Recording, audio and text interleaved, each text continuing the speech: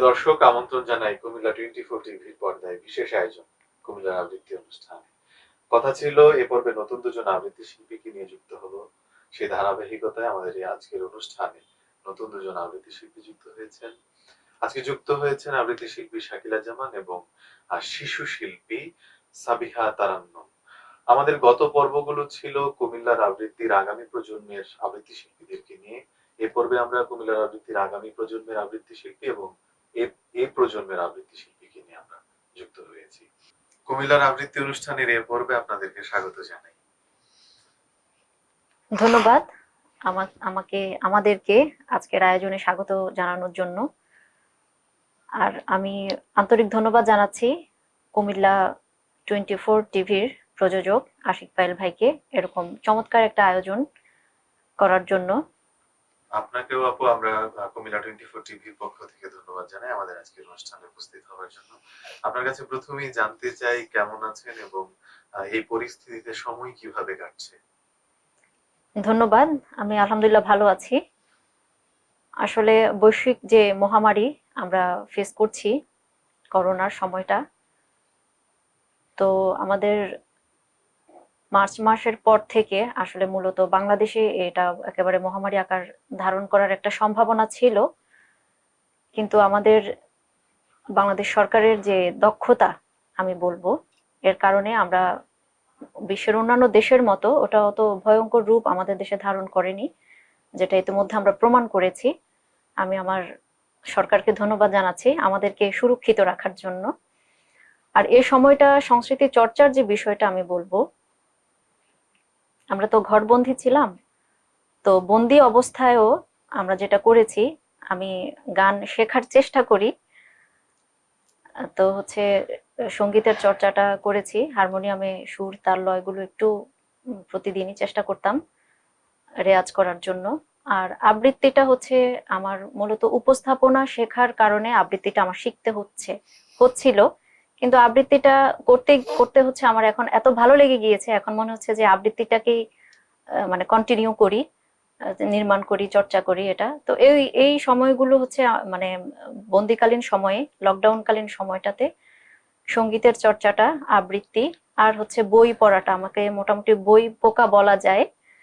হ্যাঁ, তো এই বই পড়ার অভ্যেসটা আমি চর্চায় রেখেছিলাম। সংস্কৃতি চর্চা যারা করে তাদের মধ্যে বই পোকা হবার একটা প্রবণতা কাজ করে। আচ্ছা, আর এই লকডাউনের ভেতরে কি অনলাইন আয়োজনে যুক্ত হয়েছে? লকডাউনের সময়টাতে আমি এলএলবি শেষ করেছি, তো আমার রেজাল্ট হয়েছে হয়েছে মের 4 তারিখে। তারপর থেকে আমি চিন্তা করলাম, আমার সিনিয়র যারা আছেন, আমি চিন্তা করেছি যে আমি যে আমার সামনে যে পরীক্ষাগুলো আছে, বার কাউন্সিলের জন্য যে পরীক্ষাগুলো দিব, তো হচ্ছে আমাকে পড়তে হবে, কিন্তু পড়ে আসলে মানে পুঁথিগত বিদ্যা যেটা, সেটা সবসময় মাথায় রাখা যায় না। তো ভাবলাম যে আমি একটা আইন আলোচনা অনুষ্ঠানের আয়োজন যদি আমি করতে পারি। আমার সিনিয়রের সাথে আলোচনা করলাম, উনি আমাকে সদয় সম্মতি জানিয়েছেন। তো উনি আলোচক হিসেবে থাকেন। আমাদের একটা সংগঠনও আছে, LPCHP, legal protection for Comilla's helpless people. আমার দর্শকদের উদ্দেশ্য আমি বলতে চাই যে আমাদের যারা কুমিল্লাস্থ অসহায় জনগণ আছেন, তাদেরকে আমরা আইনি সেবা এবং পরামর্শ দিয়ে থাকি। একেবারেই যারা তৃণমূল পর্যায়ের আছেন, অসহায় আছেন, তাদেরকে আমরা বিনা ফিতে আইনি সেবাটা দিয়ে থাকি এলপিসিএইচপির পক্ষ থেকে। এটা শুধুমাত্র কুমিল্লাস্থ নাগরিক জনগণ যারা আছেন তাদের জন্য। তো ওখানে আমরা সাপ্তাহিক একটা আইন আলোচনার লাইভ আয়োজন করে থাকি প্রতি শুক্রবার। উপস্থাপনাটা আমি করি, যেন আমার মানে পড়াশোনার চর্চাটা মানে হয় আর কি। আমরা আবার আপনার কাছে কথা শুনবো এবং আবৃত্তি তো নিশ্চয়ই শুনবো। হ্যাঁ, অবশ্যই। এই পর্যায়ে সাবিহা তারান্নম, তোমার নামের অর্থটা কি? খুব সুন্দর একটি নাম। আমার নামের অর্থ ভোরের পাখির মিষ্টি কলতান। নামটা কে রেখেছে? আমার মা। খুব সুন্দর একটি নাম। আচ্ছা, তুমি কেমন আছো এবং তোমার এই পরিস্থিতিতে কিভাবে সময় কাটছে একটু বলো। আমি খুব ভালো আছি।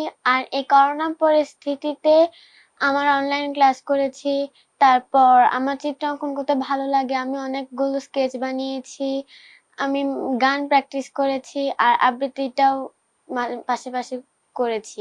ধন্যবাদ সাবিহা তোমাকে। আপু, এ পর্যায়ে আপনার কাছে প্রথমে একটি আবৃত্তি শুনতে চাই। জি, আপনাকেও ধন্যবাদ। আসলে আপনাকে জিজ্ঞেস করা হয়নি যে আপনি কেমন আছেন। আমিও আছি আলহামদুলিল্লাহ, এবং আপনাদেরকে আজকের এই অনুষ্ঠানে পেয়ে আমার খুব ভালো লাগছে। আচ্ছা, আশা করি আবৃত্তি শুনে আরো ভালো লাগবে। ইনশাল্লাহ আমি চেষ্টা করব আপনার ভালো লাগাটা আরো বাড়িয়ে দেওয়ার জন্য।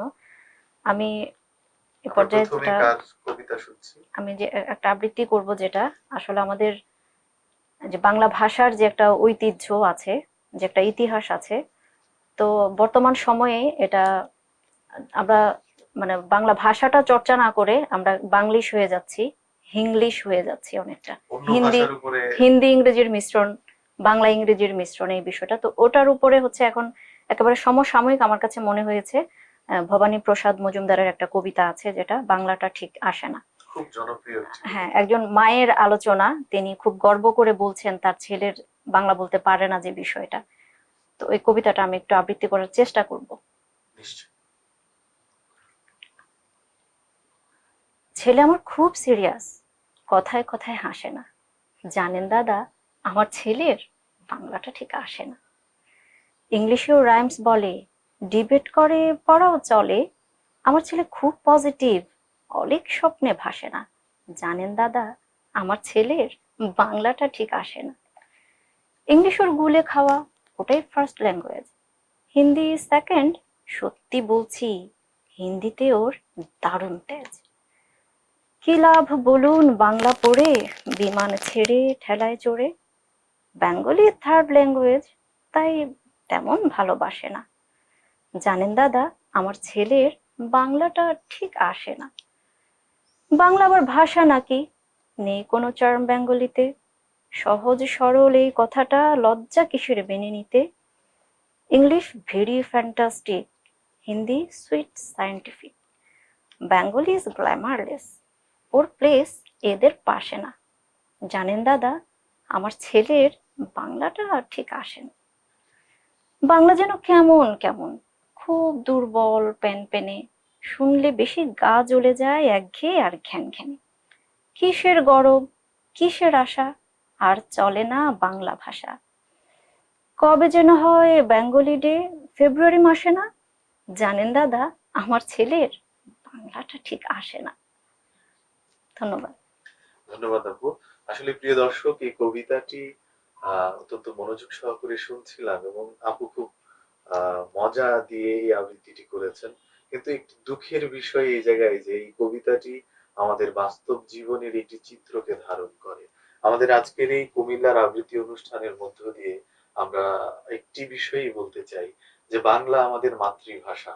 বাংলাকে উর্দু এবং ইংরেজির পাশাপাশি দাপ্তরিক এবং যে রাষ্ট্রভাষা আছে, সে ভাষার দাবি জানিয়েছিলেন যিনি, তিনি হচ্ছেন কুমিল্লার সন্তান ধীরেন্দ্রনাথ দত্ত।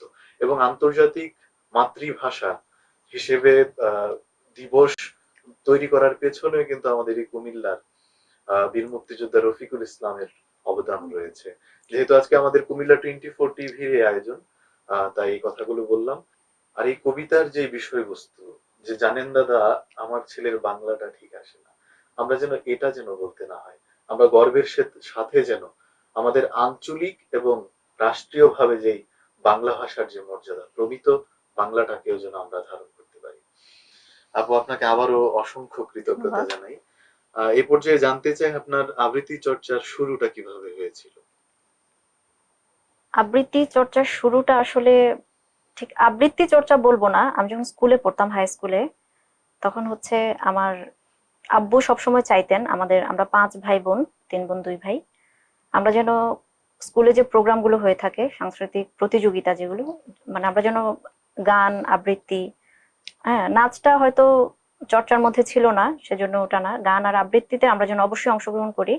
এটা আব্বুর সবসময় একটা মানে প্রেশার ছিল, আমি প্রেশার বলবো। সংস্কৃতি চর্চার সাথে হ্যাঁ, যেন যুক্ত যুক্ত থাকে। থাকি সেটা। আর বিতর্কের বিষয়টাও ছিল, বিতর্ক প্রতিযোগিতা। তো তখন থেকে হচ্ছে আমার মানে কবিতা পড়া হতো, মঞ্চে কবিতা পড়া হতো এসব প্রতিযোগিতায়। তো আস্তে আস্তে হচ্ছে স্কুল লাইফ শেষ করার পরে কলেজে যখন উঠলাম, তখন আমি যে শিক্ষক যাদেরকে পেয়েছি, আমার শ্রদ্ধেয় শিক্ষক, আমি এখন এই নামটা আমার না বললেই নয়, আমার শ্রদ্ধেয় মিজানুর রহমান লিখন স্যার। স্যার হচ্ছেন আমাদের বরুড়াতে যে বিশ্ব সাহিত্য কেন্দ্রের একটা শাখা স্যারের মাধ্যমে ওখানে এটা মানে জনপ্রিয়তা পেয়েছে। তো আমরা বিশ্ব সাহিত্য কেন্দ্রের সদস্য হলাম এবং স্যারের কাছ থেকে আমরা জানলাম যে আসলে আবৃত্তি কি জিনিস, কবিতা পড়া আর আবৃত্তি কি জিনিস। তো স্যার যখন খুবই মানে একেবারে কথার মাঝখানে 2-4টা লাইন কবিতা বলতেন, আবৃত্তি করতেন, তখন মনে হতো যে মানে এই জিনিস না শিখলে তো আমি আমার জীবন ব্যর্থ হয়ে যাবে, এরকম একটা চিন্তা থাকতো। তো তখন থেকে হচ্ছে আস্তে আস্তে স্যারের কাছ থেকে একটু একটু করে হাতে খড়ি নেয়া।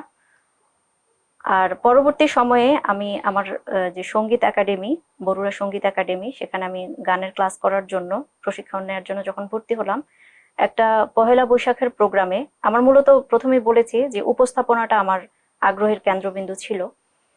তো একটা ওখানে বিশাল প্রোগ্রাম হয় পহেলা বৈশাখের, এবং এই সঙ্গীত একাডেমি তারা ব্যক্তিগতভাবে ওরা আয়োজনটা করে থাকেন। তো ওখানে হচ্ছে আমি বললাম যে পার্থদাকে আমি বললাম যে দাদা আমি উপস্থাপনাটা করব এই প্রোগ্রামে। তো দাদা বললেন যে ঠিক আছে করো। এখন উপস্থাপনা করতে গিয়ে আমি দেখলাম যে আমার কিছু জড়তা আছে, মানে এত বিশাল মঞ্চে এত জনগণের সামনে যখন আমি উপস্থিত হলাম তখন আমি দেখলাম যে আমার জড়তা আছে। আর উচ্চারণগত সমস্যা, আসলে এটা আমাদের পারিবারিক ভাবেই আমরা উচ্চারণে অনেকটা দক্ষ, আমি বলবো। পরিবারে এটা চর্চা, আমরা যদি একেবারে আঞ্চলিক ভাষায় কথা বলি তাহলে হচ্ছে মানে বর্ণের যে উচ্চারণগুলো আছে ওগুলো আমরা শুদ্ধভাবে করে থাকি বাসায়। তো উচ্চারণগত সমস্যা ছিল না, কিন্তু জড়তা কাটানোর জন্য আমি দাদাকে বললাম যে আমি তো এখানে একদম ফেল হয়ে গেলাম উপস্থাপক হিসেবে। তো দাদা বললেন যে ঠিক আছে তুমি তাহলে আবৃত্তির একটা চর্চা করো, একটা কোর্স করো, ওখানে করলে তোমার জড়তাটা কাটবে। সেটা কি আপনার প্রথম উপস্থাপনা ছিল? প্রথম উপস্থাপনা ছিল, মানে এত বড় মঞ্চে প্রথম উপস্থাপনা ছিল। অনেক মানুষ, প্রায় 2-3 হাজার মানুষ হয়। অনেক মানুষ। হ্যাঁ। এখন দাদা আমাকে ফোন নাম্বার দিলেন আমাদের শ্রদ্ধেয় ইউসুফ সাজন ভাই, উনি হচ্ছেন অংশুল আবৃত্তি কেন্দ্রের প্রতিষ্ঠাতা। ওনার সাথে যোগাযোগ করে আমি আসলাম টাউন হলে। আসার পরে আমি এখানে প্রায় 3 বছর ওনাদের সাথে, এই অংশুল আবৃত্তি কেন্দ্রের সাথে যুক্ত ছিলাম। মানে আসা যাওয়ার মধ্যে আমার চর্চাটা ছিল। আর হচ্ছে বাংলাদেশ সম্মিলিত আবৃত্তি পরিষদের ব্যানারে আমরা কর্মশালা করেছি। কর্মশালায় আমাদের যারা সিনিয়র ছিলেন, মাহতাব সোহেল ভাই, বিশেষ করে ওনার নামটা আমি বলবো। তো এভাবে হচ্ছে সাংগঠনিক চর্চাটা শুরু হয়েছে। আমি মূলত এসেছিলাম উপস্থাপনার জড়তা কাটানোর জন্য, শেখার জন্য। তারপরে এখানে এসে দেখলাম যে আবৃত্তিও একটা মানে নিজের প্রাণকে প্রকাশ করার একটা মাধ্যম। তো আস্তে আস্তে হচ্ছে ওভাবে আবৃত্তির সাথে যুক্ত হওয়া। আপনার আবৃত্তির শুরুর দিকের কথাগুলো শুনলাম, আসলে ভালো লাগছিল। আর বিশেষভাবে এই জিনিসটা শুনে ভালো লাগছে যে আপনি উপস্থাপনার জন্য আবৃত্তি চর্চার সাথে যুক্ত হয়েছিলেন, কিন্তু পরবর্তীতে আবৃত্তির প্রেমে পড়ে যান। আবৃত্তির প্রেমে পড়ে গেছি। এ পর্যায়ে সাবিহা, তোমার কাছে জানতে চাই, আবৃত্তি করতে কেমন লাগে তোমার? ভালো লাগে।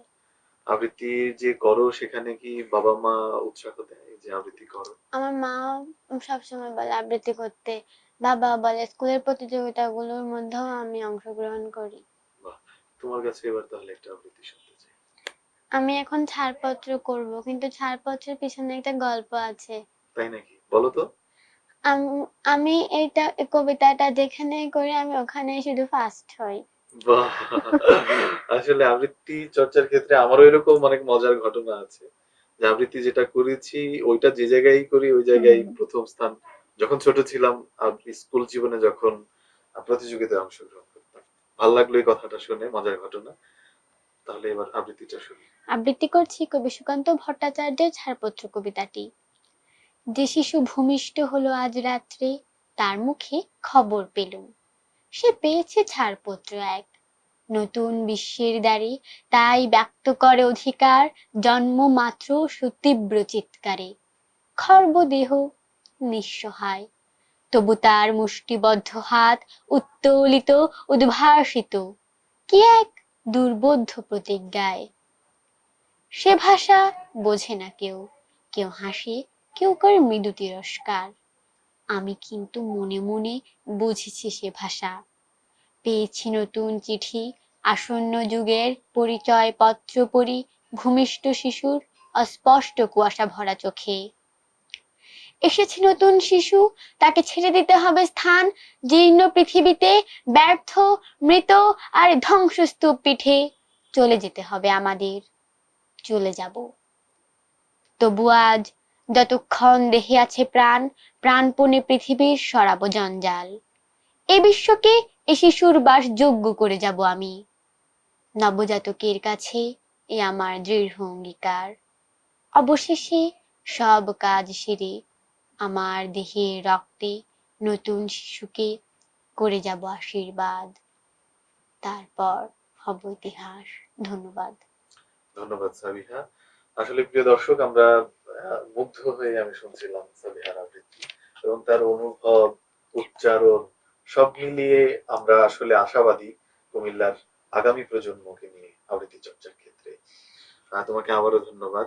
আপু, আপনার কাছে এবার আসি। আপনার কাছে প্রশ্নটা হচ্ছে, আপনার আবৃত্তি চর্চার পাশাপাশি অন্য কোনো শিল্প মাধ্যমে যুক্ত আছেন কিনা? আবৃত্তি চর্চার প্রথমে হচ্ছে আমি যেটা করতাম, আমি সঙ্গীতের চর্চা করার জন্য, ক্লাসিক্যালটা শেখার জন্য আমি ভর্তি হয়েছিলাম বড়ুয়া সঙ্গীত একাডেমিতে। আর আবৃত্তি তো করি, উপস্থাপনার যে বিষয়টা, এটা খুবই ভালো লাগে। আমাদের বরুড়ায় যে বরুড়া উপজেলায় জাতীয় প্রোগ্রাম যেগুলো হয়, তো সবকটা প্রোগ্রামের উপস্থাপনাই আমি করে থাকি। এটা একটা বিষয়। আর এমনিতে হচ্ছে আমার একটু মানে সামাজিক কর্মকাণ্ডের সাথে জড়িত হওয়ার, মানে মানুষের সেবা করার একটা প্রবণতা আছে। এটা আচ্ছা, আমি বকা শুনে থাকি বাসায়, যে নিজেকে সময় না দিয়ে শুধু মানুষের পিছনে ছুটে চলা। এটা আর কি, এটা আসলে আমার খুব ভালো লাগে, আসলে মানুষকে খুবই নিয়ে ভালো যারা লাগে এই ভাবে জিনিসটা। তাদের আসলে নিজেকে, আমি মনে করি যে এই বিষয়টা, যে মানুষকে সময় দেওয়াটাই বা মানুষকে নিয়ে ভাবাটাই একজন মানুষের কাছে হয়তো তখন নিজেকে নিয়ে ভাবার মতো একটা তৃপ্তির বিষয় হ্যাঁ, হয়ে ওঠে। আপু, আরেকটি আবৃত্তি শুনতে চাই। ধন্যবাদ। এবারে আমি একটা আবৃত্তি করব, যেটা তোমাকে পাওয়ার জন্য হে স্বাধীনতা, আমাদের কবি শামসুর রহমানের। তো এই বিষয়টা হচ্ছে, আমি এখন মনে করি এতদিন পরে এসে এটা মুক্তিযুদ্ধকালীন সময়ের একটা কবিতা, কিন্তু এখন মনে হচ্ছে যে মানে আমাদের বৈশ্বিক যে এই অস্থিরতা, এই কবিতাটা কিন্তু এর সাথে খুবই একটা মানে সামঞ্জস্য তৈরি হয়ে গেছে এখন, যে এই অস্থিরতা থেকে আমরা কখন স্বাধীন হব। আমার কাছে এখন এটাকে আমাদের শুধু বাংলাদেশের মুক্তিযুদ্ধের প্রেক্ষাপটে রচিত হলেও আমার কাছে মনে হচ্ছে যে বৈশ্বিক স্বাধীনতার ক্ষেত্রেও, অর্জনের ক্ষেত্রেও এখন এই কবিতাটা প্রাসঙ্গিক। আসলে কবিদের উচ্চারিত প্রত্যেকটি শব্দ হ্যাঁ, আমি মনে তাদের করি সুদূর বিশ্বজনীন হয়ে ওঠে। সুদূর প্রসারী চিন্তাটাই এক্ষেত্রে কার্যকর আর কি। আমি আবৃত্তি করছি তোমাকে পাওয়ার জন্য হে স্বাধীনতা, শামসুর রহমানের লেখা। তোমাকে পাওয়ার জন্যে হে স্বাধীনতা, তোমাকে পাওয়ার জন্যে আর কতবার ভাসতে হবে রক্ত গঙ্গায়, আর কতবার দেখতে হবে খান্ডব দাহন। তুমি আসবে বলে হে স্বাধীনতা, সাকিনা বিবির কপাল ভাঙল, সিঁথির সিঁদুর মুছে গেল হরিদাসীর। তুমি আসবে বলে হে স্বাধীনতা, শহরের বুকে জলপাই রঙের ট্যাঙ্ক এলো দানবের মতো চিৎকার করতে করতে। তুমি আসবে বলে হে স্বাধীনতা, ছাত্রাবাস বস্তি উজাড় হলো, রিকোয়েললেস রাইফেল আর মেশিন গান খই ফোটালো যত্রতত্র। তুমি আসবে বলে ছাই হলো গ্রামের পর গ্রাম। তুমি আসবে বলে বিধ্বস্ত পাড়ায় প্রভুর বাস্তুভিটার ভগ্নস্তূপে দাঁড়িয়ে একটানা আর্তনাদ করলো একটা কুকুর। তুমি আসবে বলে হে স্বাধীনতা, অবুঝ শিশু হামাগুড়ি দিল পিতামাতার লাশের উপর। তোমাকে পাওয়ার জন্যে হে স্বাধীনতা, তোমাকে পাওয়ার জন্যে আর কতবার ভাসতে হবে রক্ত গঙ্গায়, আর কতবার দেখতে হবে খান্ডব দাহন। স্বাধীনতা, তোমার জন্যে থুরথুর এক বুড়ো উদাস দাওয়ায় বসে আছেন, তার চোখের নিচে অপরাহ্নের দুর্বল আলোর ঝিলিক, বাতাসে নড়ছে চুল। স্বাধীনতা, তোমার জন্যে মোল্লাবাড়ির এক বিধবা দাঁড়িয়ে আছে নড়বড়ে খুঁটি ধরে দগ্ধ ঘরের। স্বাধীনতা, তোমার জন্যে হাড্ডিসার এক অনাথ কিশোরী শূন্য থালা হাতে বসে আছে পথের ধারে। তোমার জন্যে সগির আলী শাহবাজপুরের সেই জোয়ানে কৃষক কেষ্ট দাস, জেলেপাড়ার সবচেয়ে সাহসী লোকটা, মতলব মিয়া, মেঘনা নদীর দক্ষ মাঝি, গাজি গাজি বলে যে নৌকা চালায় উদ্দাম ঝড়ে, রুস্তম শেখ, ঢাকার রিক্সাওয়ালা, যার ফুসফুস এখন পোকার দখলে, আর রাইফেল কাঁধে বনে জঙ্গলে ঘুরে বেড়ানো সেই তেজি তরুণ, যার পদভারে একটি নতুন পৃথিবীর জন্ম হতে চলেছে। সবাই অধীর প্রতীক্ষা করছে তোমার জন্যে, হে স্বাধীনতা। পৃথিবীর এক প্রান্ত থেকে অন্য প্রান্তে জ্বলন্ত ঘোষণার ধ্বনি প্রতিধ্বনি তুলে নতুন নিশান উড়িয়ে দামামা বাজিয়ে দিক বিদিক, এই বাংলায় তোমাকে আসতেই হবে, হে স্বাধীনতা। ধন্যবাদ। আসলে এটা পরাধীন প্রতিটি জাতিরই মনের কথা আমি মনে করি। আর বাংলাদেশের যে স্বাধীনতা যুদ্ধ, আমাদের যে মহান মুক্তিযুদ্ধ, সেই যুদ্ধের একটি প্রেক্ষাপট তিনি এই কবিতার মধ্য জি। দিয়ে তুলে ধরেছেন।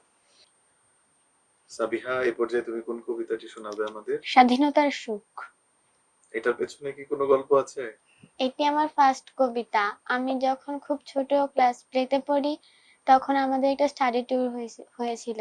তো ওখানে পিকনিকে সবাইকে কিছু না কিছু করতে হয়েছিল। তো আমাকেও বলেছিল কিছু করতে। তো ছোটবেলা থেকে যখন নানু ঘুম পাড়াতো, মা ঘুম পাড়াতো, কবিতা বলে বলে ঘুম পাড়াতো, গল্প বলতো। তো তখন থেকে কবিতাগুলো মুখস্থ হয়ে যেত।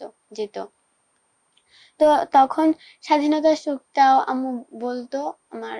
শুনতে শুনতে মুখস্থ হয়ে যাওয়া না? আসলে তোমার কবিতাগুলোর পেছনে খুব দারুণ দারুণ গল্প নিয়ে এসেছো আজকে তুমি।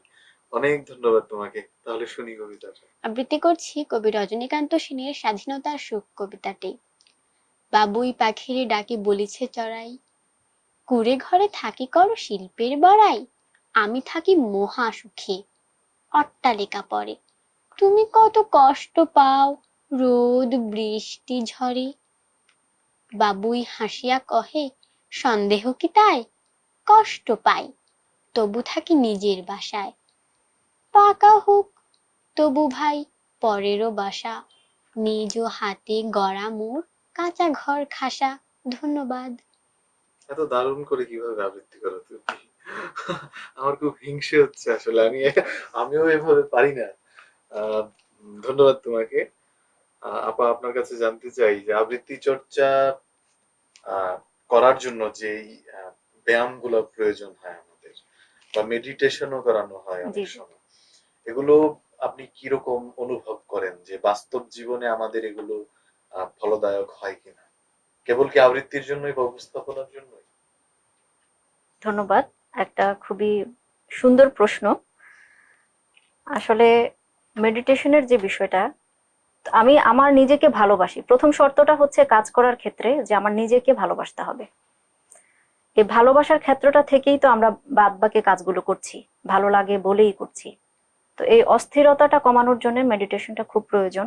শ্বাসের যে ব্যায়ামগুলো আছে এগুলো খুবই প্রয়োজন। এবং আমরা এই সময়টায় গত ৮-৯ মাসে যেটা দেখেছি, করোনাকালীন সময়টাতে আমাদের ডাক্তাররা যারা আছেন শ্রদ্ধাভাজন, তারা পরামর্শ দিয়েছেন এই যে শ্বাসের ব্যায়ামগুলো করার জন্য। তো আমি দেখলাম যে আবৃত্তি প্রশিক্ষণ নেওয়ার সময় আমরা যে শ্বাসের ব্যায়ামগুলো করেছি, হুবহু একই পদ্ধতি তারাও বলেছেন। ডান নাকে শ্বাস নিতে হবে, বাম নাকে নিতে হবে, শ্বাস উঠিয়ে কতটা সময় বন্ধ রাখতে হবে, কিভাবে ছাড়তে হবে। এতে করে হয় যে ফুসফুসের ধারণ ক্ষমতাটা বৃদ্ধি পায়। তো আসলে এটা শুধু যে আবৃত্তির ক্ষেত্রে আমাদের এই ব্যায়ামগুলো কাজে লাগছে তা না, আমরা মানসিক যে অস্থিরতা এটা কমানোর জন্য, সুস্থ থাকার জন্য এবং সুন্দরভাবে বেঁচে থাকার জন্য কিন্তু এগুলো কার্যকরী আমরা প্রমাণ পেয়েছি এই সময়গুলোতে।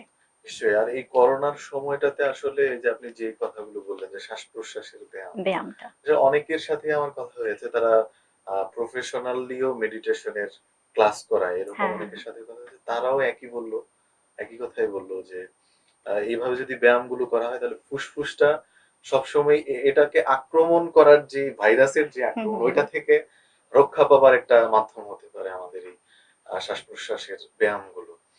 আহ, আসলে এটা আমাদের জন্য ফলদায়ক, এবং আমাদের দর্শক যারা আজকের এই অনুষ্ঠান দেখছেন, আমরা আশা করব তারা আবৃত্তি চর্চার সাথে যুক্ত হবেন। এবং আবৃত্তি চর্চা কেবল মঞ্চে আবৃত্তি পরিবেশন কেবল সেটাই নয়, এটা জীবনকে শেখায়। আমরা আশা করব নতুন আরো এই প্রজন্মের কুমিল্লার হ্যাঁ হ্যাঁ, আবৃত্তিতে আরো অনেকে যুক্ত হবে। যুক্ত হবে। আপু এখন আরেকটা আবৃত্তি শুনতে চাই। ধন্যবাদ। আমি আগে কিছুক্ষণ আগে যে আবৃত্তিটা করেছিলাম, তোমাকে পাওয়ার জন্য হে স্বাধীনতা, এটা হচ্ছে মঞ্চে বড় পরিসরে করা আমার প্রথম আবৃত্তি ছিল। আর এখন আমি যে আবৃত্তিটা করব হচ্ছে রবীন্দ্রনাথ ঠাকুরের সোনার তরী। আমি এটা হচ্ছে আমাদের এই মানে গেল যে শরৎ, হ্যাঁ, এই শরতের সময়টাতে তার আগে থেকে আমি চর্চা করছিলাম, নির্মাণ করার চেষ্টা করছিলাম। তো আজকে হচ্ছে আমার দর্শকদের কাছে আমার আবেদন থাকবে যে কতটা আমি নির্মাণ করতে পেরেছি, আমার দর্শক সেটা বিচার করবেন। আবৃত্তি করছি। গগনে গরজে মেঘ ঘন বরষা, কুলে একা বসে আছি নাহি ভরসা, রাশি রাশি ভাড়া ভাড়া, ধান কাটা হলো সারা, ভরা নদী ক্ষুরধারা খর পরশা, কাটিতে কাটিতে ধান এলো বরষা, একখানি ছোট ক্ষেত আমি একেলা, চারিদিকে বাঁকা জল করিছে খেলা, পরপারে দেখি আঁকা তরু ছায়া মসি মাখা গ্রামখানি, মেঘে ঢাকা প্রভাত বেলা, এপারেতে ছোট ক্ষেত আমি একেলা, গান গেয়ে তরিবে কে আসে পারে, দেখে যেন মনে হয় চিনি উহারে, ভরা পালে চলে যায় কোনো দিকে নাহি চায়, ঢেউগুলি নিরুপায় ভাঙে দুধারে, দেখে যেন মনে হয় চিনি উহারে। ওগো তুমি কোথা যাও, কোন বিদেশে, বারেক ভিড়াও তরি কুলেতে এসে, যেও যেথা যেতে চাও, যারে খুশি তারে দাও, শুধু তুমি নিয়ে যাও ক্ষণিক হেসে, আমার সোনার ধান কুলেতে এসে, যত চাও তত লও তরণী পরে, আর আছে আর নাই দিয়েছি ভরে, এতকাল নদী কূলে যাহা লয়েছিনু ভুলে, সকলই দিয়েছি তুলে থরে বিথরে, এখন আমারে লহ করুণা করে, ঠাঁই নাই ছোট সে তরি, আমার সোনার ধানে গিয়েছে ভরি, শ্রাবণ গগন ঘিরে ঘন মেঘ ঘুরে ফিরে, শূন্য নদীর তীরে রহিন পরি, যাহা ছিল নিয়ে গেল সোনার তরী। ধন্যবাদ। ধন্যবাদ আপু। আসলে যখন ওগো তুমি কোথা যাও কোন বিদেশে, এই কথাটা যখন বলছিলেন আমার কাছে আমি রবীন্দ্রনাথ ঠাকুরকে কল্পনা করছিলাম যে তিনি যদি বলতেন এই কথাটা কিভাবে যেন বলতেন। আর বিশেষভাবে রবি ঠাকুরের কবিতা, যেহেতু আমি একজন আবৃত্তি শিল্পী এখনো হতে পারিনি, আচ্ছা, আবৃত্তি করবার চেষ্টা করি, তো রবীন্দ্রনাথ ঠাকুরের কবিতা আসলে আমার কাছে খুব কঠিন মনে হয় কঠিন। আবৃত্তি করার ক্ষেত্রে। তো আপনার আবৃত্তি আমার হৃদয়ে ছুঁয়েছে, আমি একজন শ্রোতা হিসেবে বললাম। এই পর্যায়ে তোমার কাছে আসি, কোন কবিতাটি শোনাচ্ছ এখন আমাদের? আমার পরিচয়। এটার পেছনে কি কোনো গল্প আছে? তাহলে আবৃত্তি শুনি। আবৃত্তি করছি কবি সৈয়দ শামসুল হকের আমার পরিচয় কবিতাটি।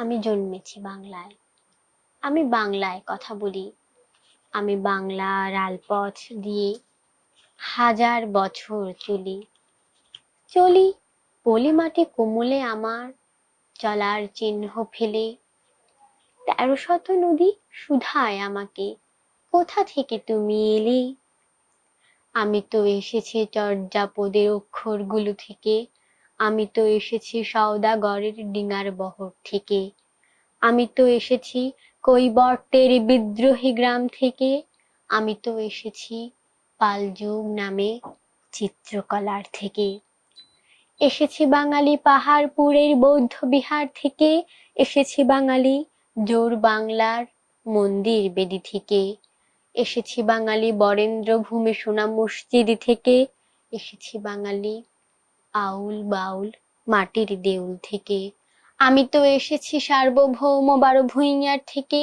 আমি তো এসেছি কমলার দিঘি মহুয়ার পালা থেকে, আমি তো এসেছি তিতুমির আর হাজি শরিয়ত থেকে, আমি তো এসেছি গীতাঞ্জলি ও অগ্নিবীণার থেকে, এসেছি বাঙালি ক্ষুদিরাম আর সূর্য সেনের থেকে, এসেছি বাঙালি জয়নুল আর অবন ঠাকুর থেকে, এসেছি বাঙালি রাষ্ট্রভাষার লাল রাজপথ থেকে, এসেছি বাঙালি বঙ্গবন্ধু শেখ মুজিবুর থেকে। আমি যে এসেছি জয় বাংলার বজ্রকণ্ঠ থেকে, আমি যে এসেছি একাত্তরের মুক্তিযুদ্ধ থেকে, এসেছি আমার পেছনে হাজার চরণ চিহ্ন ফেলে, শুধাও আমাকে এত দূর তুমি কোন প্রেরণায় এলে। তবে তুমি বুঝি বাঙালি জাতির ইতিহাস শোনো নাই, সবার উপরে মানুষ সত্য, তাহার উপরে নাই।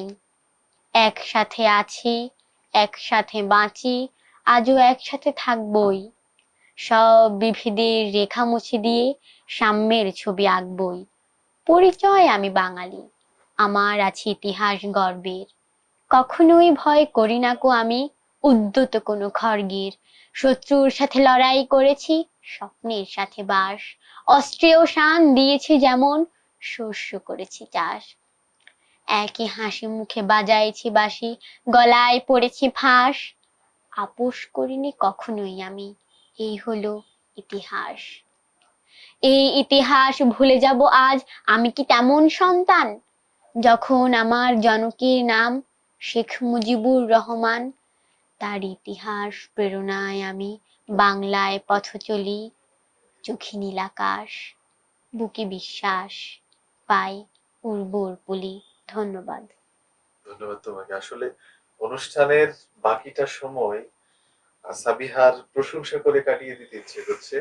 আসলে আপু, এই কবিতাগুলো কিন্তু ছোটদের ক্ষেত্রে কবিতা আবৃত্তি করাটা খুব কঠিন হয়ে যায়, কিন্তু ওর ক্ষেত্রে আমি যে জিনিসটা খেয়াল করলাম, বা আরো অনেকেই আবৃত্তি করে, ওরা খুব দারুণ ভাবে উচ্চারণ গুলো করে। আর বিশেষভাবে এখানে এই কবিতায় আমাদের কবি সব্যসাচী লেখক সৈয়দ শামসুল হক যেই শব্দ চয়ন করেছেন, প্রত্যেকটি শব্দের পেছনে একটি ইতিহাস, সম্পূর্ণ বাঙালির জাতিসত্তার পরিচয় এখানে তিনি তুলে ধরেছেন। আবৃত্তি শিল্পী হিসেবে এটা অনুভব না করলে প্রকাশ ঘটানোটা খুব কঠিন হয়ে যায়, কিন্তু সে চমৎকার ভাবে আবৃত্তিটা করেছে। কৌতূহল থেকে জানতে চাই যে তুমি আবৃত্তি শেখো কার কাছে? আমি আমার লাইলিমার কাছে আবৃত্তি শিখি। লাইলিমা সম্পর্কে জানতে চাই। উনি আমার খালামণি। উনি তাহলে তোমার লাইলিমা? হুম। আচ্ছা প্রিয় দর্শক, আমাদের আজকে সাবিহা তারান্নুম যে আবৃত্তি করলো, যে প্রশংসা করলাম, তার নেপথ্যে যে মানুষটি পরিশ্রম করে যাচ্ছেন তিনি হচ্ছেন সাবিহার লাইলি মামুনি। আর সেই লাইলি মামুনি হচ্ছেন আমাদের আজকের শাকিলা জামান আপু। আপু, আপনার এক হচ্ছে বোনের মেয়ে, আপনি প্রথমে যখন কথা হচ্ছিল তখন আপনি আপনার নিজের মেয়েই বলেছেন, আপনার নিজের মেয়ে আদর করে বলেছেন।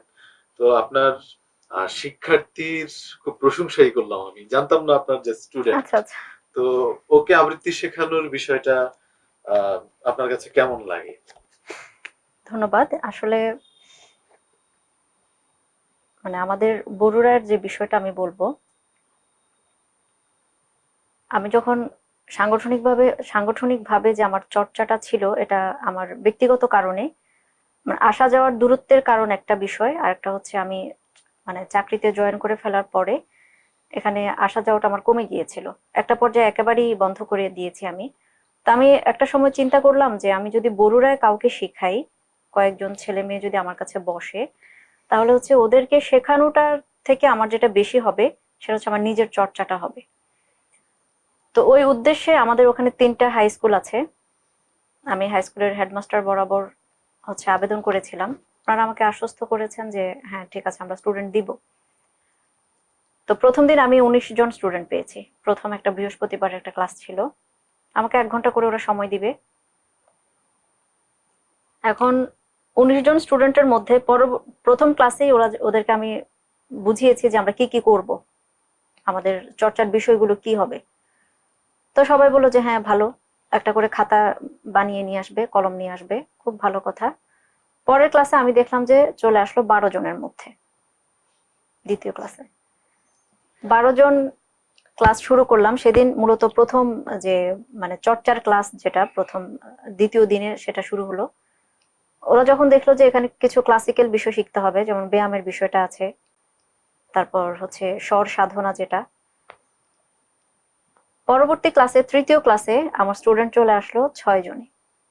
তাহলে যারা এসেছিল 21 জন, ওনারা ভেবেছিলেন যে যাওয়ার পর 19 থেকে জন। হয়তো আবৃত্তি শুরু হ্যাঁ হয়ে হ্যাঁ যাবে। হ্যাঁ, এবং ওরা বলেছে আমরা তো ভেবেছিলাম যে একটা করে কবিতা দিবেন বা আমরা একটা সিলেকশন করে নিয়ে আসবো, ওটা আমরা আজকে আবৃত্তি করে ফেলতে পারবো, এগুলা কেন শিখতে হবে, এটা কি গান নাকি, আচ্ছা। এখানে কেন সারগাম করতে হবে, এরকম। একদম লাস্ট পর্যায়ে, মানে মাসখানেকও হবে না, একেবারে লাস্ট পর্যায়ে আমার একটা স্টুডেন্ট ছিল। তো একদিন হচ্ছে ওর গার্জিয়ান এসছে ওকে নেয়ার জন্য, ক্লাস শেষে এসে ওই আঙ্কেল যেটা বললেন যে কি ব্যাপার এখানে ফ্লোরে কেন আমার মেয়ে। তো আমি বললাম যে এতদিন তো আমরা ফ্লোরেই ক্লাস করছি, কারণ আমাদের যে এই ব্যায়ামের যে বিষয়গুলো আছে এগুলো তো ফ্লোরে করতে হবে, আর মেডিটেশনের মেডিটেশনের যে বিষয়গুলো আছে, আর হচ্ছে যে আমরা ছবি আঁকি, যে মানে যে শেখানোটা যেটা হয় চিত্রাঙ্কন, গান বলেন, নাচের ক্ষেত্রটা, তারপর হচ্ছে আবৃত্তি, সবকটা বিষয় কিন্তু মানে ফ্লোরে বসে একটা রিল্যাক্স মোডে শেখার যে বিষয়টা আর কি, এটা ওনাকে আমি চেষ্টা করলাম বোঝানোর জন্য। উনি বললো যে না না, এটা তো হতেই পারে না, মেয়ে ফ্লোরে বসে ক্লাস করবে, এটা কেমন কথা, এটা কি ধরনের ক্লাস। আমার লাস্ট স্টুডেন্ট ছিল, তাকে উনি নিয়ে গেলেন, পরবর্তীতে আর উনি পাঠান নাই, আর আগে যারা ছিল ওরা তো নিজে নিজেই চলে গেছে, এটা আর কি। তো হচ্ছে যে আমরা মানে উপস্থাপন করতে চাই কিন্তু শিখতে চাই না, শেখার যে বিষয়টা, এই আগ্রহটা আমাদের মধ্যে নাই। তো এই অস্থিরতা কমানোর জন্য আমার মনে হচ্ছে যে মেডিটেশনের যে বিষয়টা আপনি বলেছেন ওটা আগে আমাদেরকে চর্চা করতে হবে।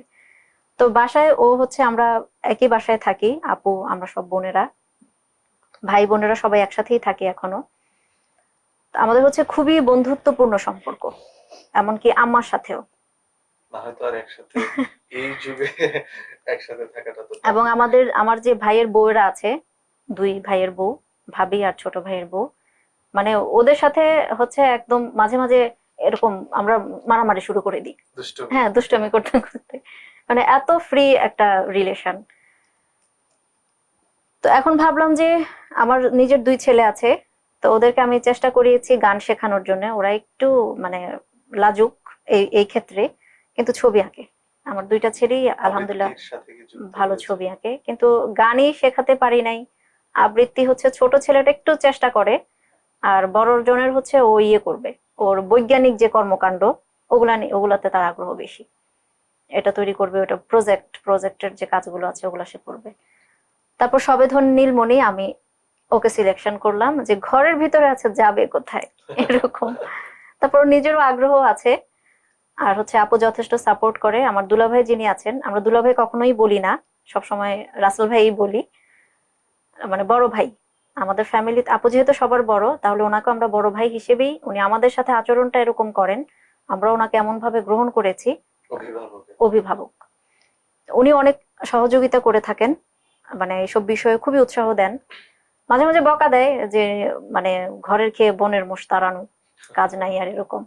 তো ওর ক্ষেত্রে হচ্ছে যে ঠিক আছে ওকে শেখাও, যেহেতু আর পাচ্ছ না, কেউ আগ্রহী না, ওকে শেখাও। তো ওর মানে শেখার ক্ষেত্রটা দেখলাম যে ওর নিজের আগ্রহ আছে, ওর নিজের ফ্যামিলি সাপোর্ট আছে, এবং আজকে আমার কাছে যেটা মনে হলো যে আমি সার্থক। নিশ্চয়ই সার্থক। আর আরেকটি বিষয় বলতে চাই যে আপনি ওর মধ্যে আবৃত্তির বীজ বপন করেছেন। ওকে দেখে কিন্তু আরো অনেক শিশুরা বা হ্যাঁ হ্যাঁ অভিভাবকেরা হ্যাঁ, আগ্রহী আগ্রহী হবে। হবে। এ পর্যায়ে অনুষ্ঠানের আমরা সর্বশেষ কবিতাটি আপনার কাছ থেকে শুনতে চাই। আবারও ধন্যবাদ। আসলে এখন আমি যেটা বলবো যে আমরা স্বাধীন বাংলাদেশে বসবাস করছি। তো আমাদের এই স্বাধীনতা অর্জনের যেই মহানায়ক যিনি ছিলেন, বলবো না আমি, যিনি মহানায়ক, মানে উনি ঘটমান বর্তমানে সবসময় থাকবেন, আমাদের বঙ্গবন্ধু শেখ মুজিবুর রহমান। আমি আমাদের জাতির পিতাকে শ্রদ্ধা ভরে স্মরণ করছি। আর যেহেতু এখন মুজিব বর্ষ চলছে, তো সেক্ষেত্রে আমি আমার আমার বঙ্গবন্ধুর উদ্দেশ্যে আমার শেষ নিবেদন আবৃত্তি করছি, বঙ্গবন্ধু ও একটি কবিতা, ফারুক চৌধুরীর লেখা। ভেবেছিলাম তোমাকে নিয়ে একটি কবিতা লিখি বঙ্গবন্ধু, কিন্তু আবার যে ভাবি তা কি আদৌ সাজে? আমাদের অনাদিকালের কবিতার পংক্তিতেই তুমি নিজেই যে সর্বশ্রেষ্ঠ কবিতা। শুধু কি তাই, আমাদের ইতিহাসের অবিস্মরণীয় সেই অপরাহ্নে সুবিশাল জনসমুদ্রের মুখোমুখি দাঁড়িয়ে বজ্রকণ্ঠে স্বাধীনতার মুক্তির যে মহাকাব্যের সূচনা তুমি করে গেলে, তার নামই তো বাংলাদেশ। আর তুমি নিজেই যে তার সার্থক মহাকবি।